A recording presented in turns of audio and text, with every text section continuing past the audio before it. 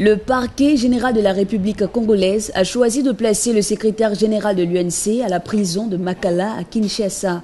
Un regard hagard, un air anxieux, Jean-Bertrand Wanga, secrétaire général de l'Union pour la nation congolaise, en compagnie de ses avocats, était loin de se douter qu'il finirait dans cette prison.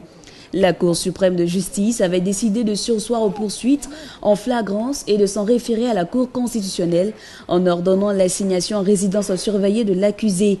Mais le parquet en a décidé autrement, une décision que redoutaient les avocats de Jean-Bertrand Wanga. La Cour a donné quelques gages de bonne volonté, quelques gages qu'elle est capable de respecter la loi. On va voir dans la suite. Maintenant au parquet général de la République de respecter l'arrêt de la Cour et de mettre l'honorable Wanga effectivement en résidence surveillée. Si on le mettait à Makala, je crois que nous allons ouvrir des procédures que le droit congolais nous permet.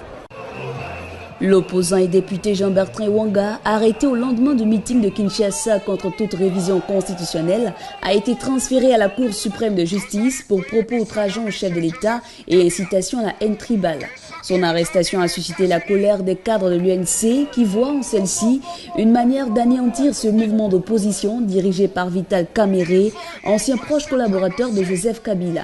Pour le pouvoir en place, Jean-Bertrand Wanga a abusé de sa liberté d'expression. Il faudrait que nos politiciens se réalisent qu'ils sont des hommes comme les autres et que personne n'est au-dessus de la loi. Et je crois que si nous fléchissons à ce niveau de l'application de la loi, dans les cadres de dérapage et de manifestations, comme je l'ai dit tout à l'heure, de différentes formes de délinquance dans la sphère politique, nous risquons de rater le rendez-vous de la démocratie. Cette arrestation intervient pendant qu'à Washington se tient un sommet États-Unis-Afrique qui a pour maître mot le respect de la démocratie et des constitutions.